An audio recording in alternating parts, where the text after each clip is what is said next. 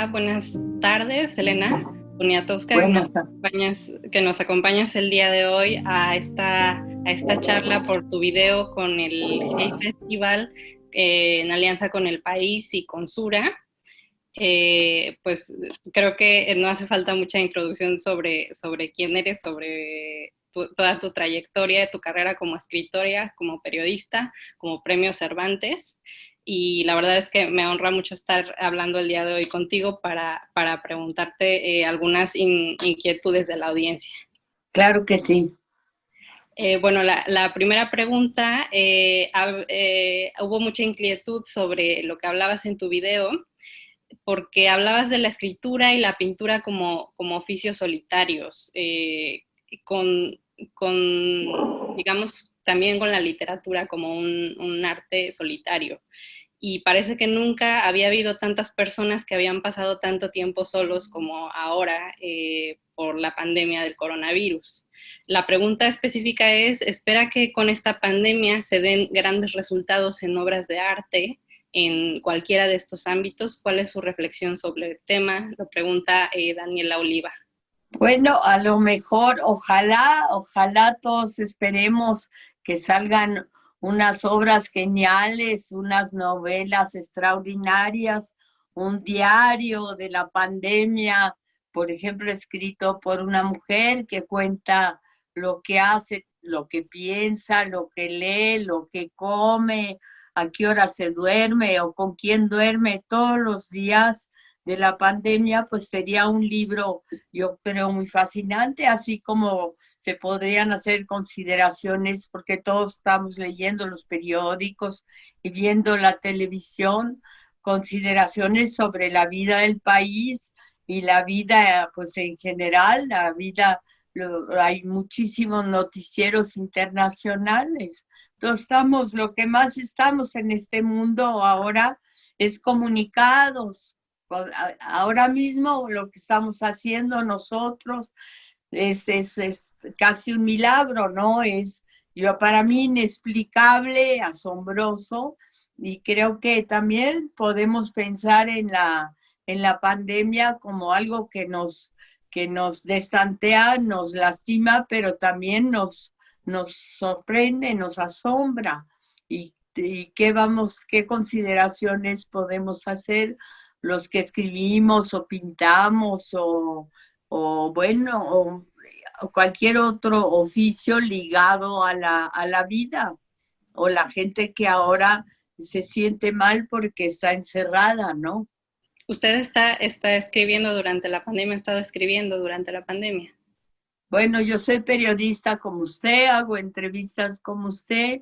Todos los domingos sale una entrevista que hago en la jornada, las hago por teléfono. En general, procuro hacerles entrevistas a gente que puedo visualizar, que puedo ver en mi cabeza o en mi mente mientras me contestan. Me sería muy difícil entrevistar a alguien que nunca he visto, que no conozco, cuya cara me es completamente ajena, pero porque necesito recordarlo, porque ya tengo una imagen. Yo creo que también la escritura tiene muchísimo que ver con la imagen, con lo que traemos, los recuerdos que tenemos dentro, los gestos, las miradas, la forma de abrir la boca y responder. Eso es muy importante. Ha escrito usted a lo largo de mucho tiempo sobre mujeres, tiene varios libros sobre personajes femeninos y también muchas de las historias que usted ha publicado son sobre mujeres. ¿Qué opina de las movilizaciones de las mujeres en México, que es lo que tiene usted más cerca, pero también en otros lugares del mundo donde las mujeres se han movilizado mucho? Bueno, me considero feminista hace ya muchos años. Recuerdo con verdadero horror que desapareció hace años una feminista que todas queríamos, que se llamaba Alaíde Copa, que fue a Guatemala y ya tenía dos hijos guerrilleros que le mataron y a ella la desaparecieron y probablemente la mataron y para todos nosotras pues fue una enorme sorpresa que una señora con quien tomábamos té, que nos servía el té en una tetera de plata y nos miraba con gran simpatía y con quien planeábamos una revista feminista que se llama AFEM, de repente desapareciera con todo lo que ella era, ¿no? Su cuerpo, su sonrisa, una boca frutal muy bonita que ella tenía, su inteligencia. Entonces fue bueno, también su capacidad de comunicarse con los demás, pues todo eso fue una lección terrible de que piensas que estás sentada al lado de una persona y al día siguiente desaparece, ¿no? Y es algo que va incluso más allá de la muerte porque produce una enorme indignación. Y yo creo que eso sucede más en América Latina que sucede en Europa o en Francia. Por ejemplo, vino la feminista muy reconocida Gisèle Halimi o Halimi, que era amiga de Simone de Beauvoir y que trabajó incluso con ella. Creo que ambas se unieron para escribir un libro y finalmente también ella estaba horrorizada de pensar que en México, en un país de América Latina, sucedía algo pues tan inaceptable, ¿no? Intolerable es la palabra.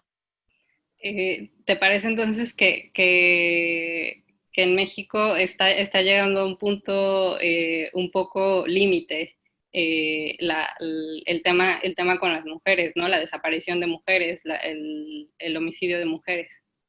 Sí, bueno, en México también,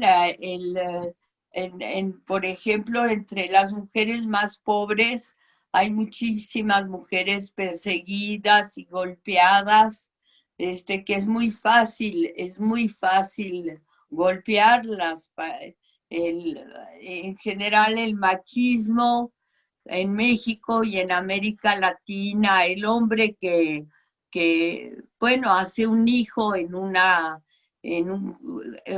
fabrica un hijo, engendra un hijo con una mujer y luego se enamora de otra y engendra un hijo con otra mujer y así, eso es como, bueno, no una costumbre, sería muy difícil decirlo, pero hay muchísima irresponsabilidad del hombre y muchísima sensación de que el propio hombre, por ser macho, por ser hombre, pues es superior a la mujer, ¿no? E incluso las familias destinan, si tienen hijos, piensan que las mujeres se van a casar y destinan de su presupuesto pues todo para el hombre y casi nada para la mujer, aunque la mujer demuestre que es más inteligente y más apta que el hombre. Oiga, justamente en su video hablaba de los mexicanos y su no miedo a la muerte, digamos. Y pregunta a Giselle Díaz de Cartagena de Indias si usted siente que está más relacionado con tradiciones culturales de México o con la situación de violencia que viven los países latinoamericanos, este asunto de no tener miedo a la muerte. No, yo creo que el culto a la muerte es algo que viene desde hace mucho tiempo. Aquí hay un culto especial a la Santa Muerte y dicen, hay una canción que dice, Camino de Guanajuato, la vida no vale nada, no vale nada la vida, Camino de Guanajuato. Así que en México sí hay un culto enorme a la muerte desde hace años. Tenemos a un gran grabador, José Guadalupe Posada, de veras genial, que tanto que citaron y felicitaron y bueno, admiraron muchísimo Diego Rivera y José Clemente Orozco. Fin, Posada fue extraordinario y él nos convirtió a todos en calacas, es decir, lo primero que veía de un hombre o de una mujer era su esqueleto. Entonces, todos sus grabados publicados en los periódicos, eran esqueletos que bailaban, que cantaban, que se emborrachaban, que se reían de la muerte. Entonces es una actitud que tenemos de la muerte, pero también hay un culto, hay hay que ir, eso los visitantes les fascina ir a Mixquic, a un panteón, a Pátzcuaro, un panteón en Michoacán que se llena de veladoras, es un espectáculo extraordinario y de gente sentada comiendo sobre la tumba de su muerte porque le llevan esa noche, le llevan todo lo que le gustaba comer y todo lo que le gustaba beber. Entonces allí hay mole, chocolate, dulces, licor, bueno, hay tequila, todo lo de los mexicanos, y eso hace pues que la muerte se vuelva una fiesta. Oiga, a lo largo de su obra está llena de voces. Usted ha hablado con todo tipo de personas a lo largo de los años. ¿Hay alguna voz que usted crea que tiene pendiente, algún personaje o algún alguien que crea que le hace falta entrevistar? Ahora trabajo en un libro sobre Stanislao Poniatowski, que fue el último rey de Polonia. Después de él ya no hubo realeza en Polonia, ya no hubo monarquía, se acabó este sistema. Y bueno, él me interesó muchísimo porque yo no sabía nada de mi familia. Mi madre se llamaba Paula Amor, nos trajo a México, a mi hermana y a mí, cuando éramos pequeñas, y entonces ahora que ya se cumple un círculo, que estoy a punto de cerrar el círculo, pues quise saber cómo eran estos polacos que vivían en Varsovia y de quienes que descendíamos, que además habían estado también muy ligados a Francia, porque en París hay un bulevar que se llama Príncipe o Mariscal José Poniatowski, que fue uno de los generales de Napoleón, y como buen polaco, heroico, esas figuras pues muy literarias, antes de entregarse a los rusos, los polacos y los rusos no se quieren, se tiró con todo y su caballo al río Elster. Entonces, todas esas historias que yo no había oído quizá, pero no conocía a fondo, pues quise recuperarlas, pero la única manera es a través de libros. Y en México no hay un solo libro en español, casi no se sabe mucho de historia de Polonia. Entonces recurrí, bueno, gracias a mis padres, pues hablo francés e inglés, entonces recurrí a libros en inglés y en francés y pude reconstruir la historia de Stanislao Poniatowski, que fue el segundo amante de Catalina la Grande, que además se lo comió, se lo tragó, hizo con él lo que se le daba la gana. Eso es una historia que empezó en 1700, hace casi 300 años. ¿Y cómo se ha sentido de un poco recuperar esta historia familiar que de cierta forma pues ha perdido un poco en el tiempo?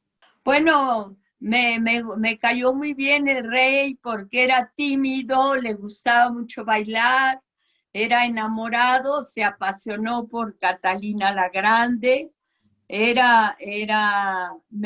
me pareció simpático, no estaba apagado de sí mismo, tenía curiosidad por todo, alentó mucho a los pintores, se ligó mucho a Francia. Entonces fue un hombre con quien yo me identifiqué, ¿no? y nunca se casó por amor, pero claro que creo que sí tuvo muchos amores, porque apenas un hombre tiene poder, y ser rey es tener poder, pues obviamente llegan todas las mujeres y se quieren casar con él, bueno, o lo quieren conquistar o se lo quieren llevar a su cama. Y él pasó, bueno, muchas noches en la cama real con distintas mujeres. Volviendo un poco a las preguntas de los lectores, tengo una pregunta de Catherine Romero que dice, usted dice que cree mucho en la patria y actualmente con el auge de los nacionalismos xenófobos en distintos países del mundo, la noción de patria suele tener una condición bastante negativa. ¿Qué opina sobre esto y cómo diferencia lo que usted cree sobre la patria con respecto a estos nacionalismos? Bueno, lo que le puedo decir es que mi reacción de amar a una patria es simplemente el hecho de haber venido a México como niña francesa, hija de un francés de origen polaco que se llamaba Juan Poniatowski y de una mexicana que nació en París, Paula Amor, y a mi vez mi abuela paterna, que nos cuidó a mi hermana y a mí hasta los 10 años que nos venimos a México, ella era norteamericana. Entonces yo pertenezco a muchísimas nacionalidades. Tengo mucha gente dentro de mi sangre o entonces no se puede decir que yo hablo de patria en un sentido romántico, como lo diría un gran poeta mexicano, Ramón López Velarde, pero solo veo una extensión verde de tierra, no tiene ninguna connotación política o nacionalista.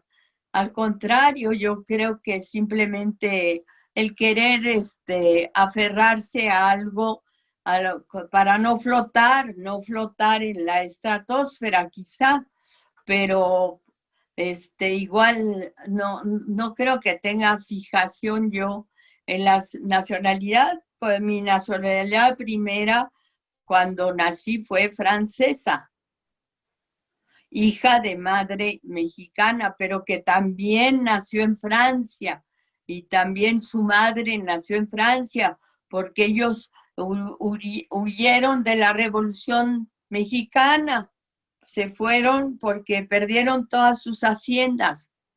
Al final, digamos que la historia la acabó recuperando y llevando a México, ¿no? Bueno, entonces claro que por eso yo tengo una gran pasión por México y por mis intereses, pues finalmente saber historia de México y y trabajar en México, escribir en México y estar ligada a México.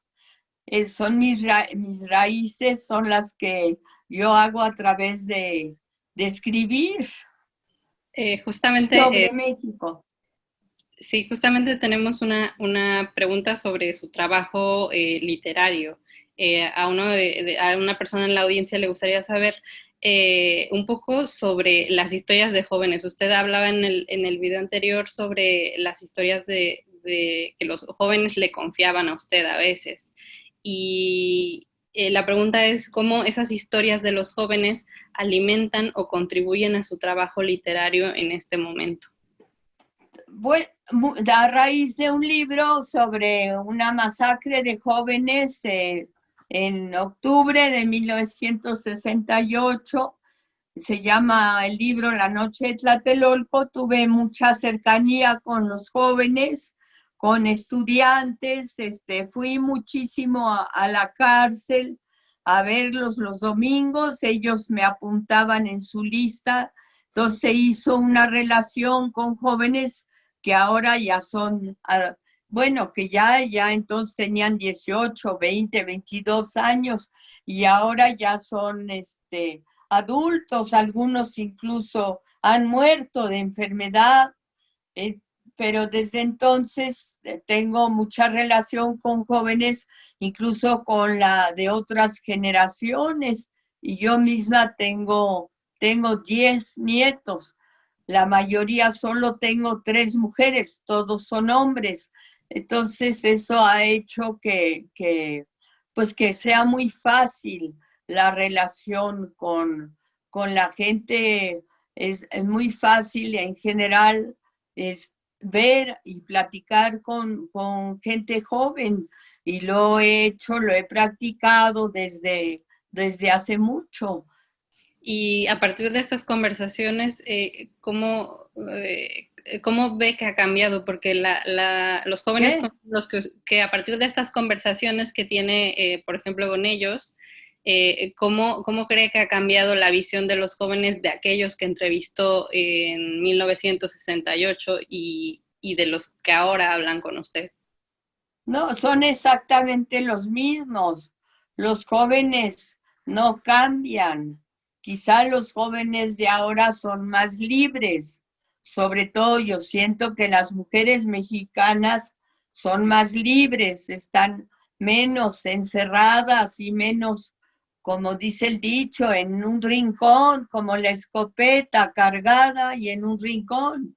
Ya muchísimas mujeres van a la universidad, hay en filosofía y letras y en otras facultades, el número de mujeres es enorme, y además ahora para una pareja que quiere vivir que quiere vivir, incluso tener un hijo, pues esa pareja necesita el sueldo de dos, el de ella y el de él. Y eso cambia naturalmente todo, ¿no? También ayuda a la moda. La mayoría de las mujeres es muy difícil ver a una mujer que no use blue jeans, que no use pantalones de mezclilla. Todas las chavas pues eliminan la falda.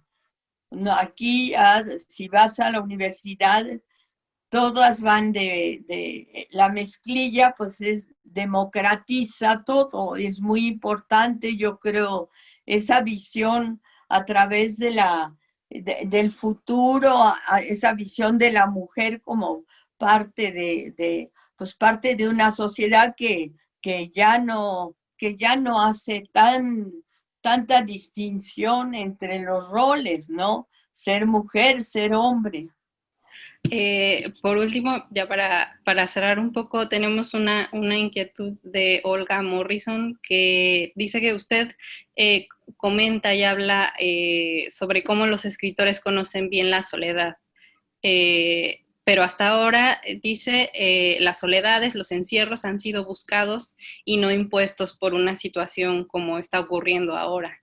¿Qué cambios cree que puede generar este detalle en las personas que escriben, que ahora el encierro sea impuesto y no autoimpuesto?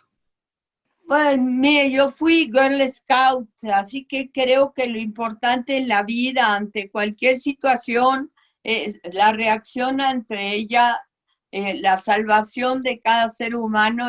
Para mí se va a oír muy simplista, es la del trabajo.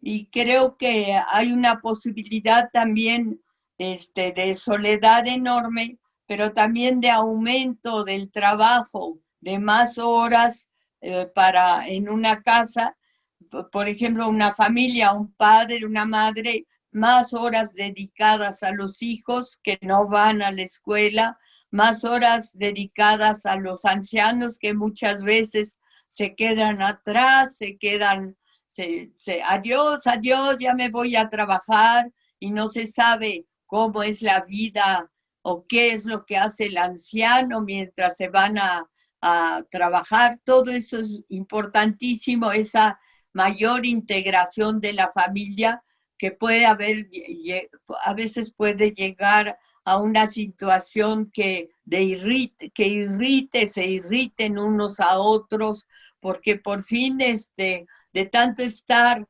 unos con otros, a lo mejor se aman más o se quieren menos, ¿no? O se gustan menos, pero en general es una situación que Freud analizaría muy bien, o cualquier especialista en las emociones humanas y en este tipo de situación nos diría qué pasa. Recuerdo una vez que Luis Buñuel me contó que quería hacer una película y que lo había visto, lo había leído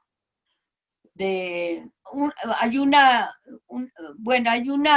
película que a él le impresionó que se llama La Folle Journée, y que es la de dos amigos que se querían mucho, no se han visto y se vuelven a ver, y entonces en el tren en el que va a ver a su amigo, piensa en todo lo que le va a decir, en todo lo que van a conversar, y cuando por fin se encuentran no tienen nada que decirse. No tienen bueno, a Buñuel me dijo que le había impresionado muchísimo esa historia.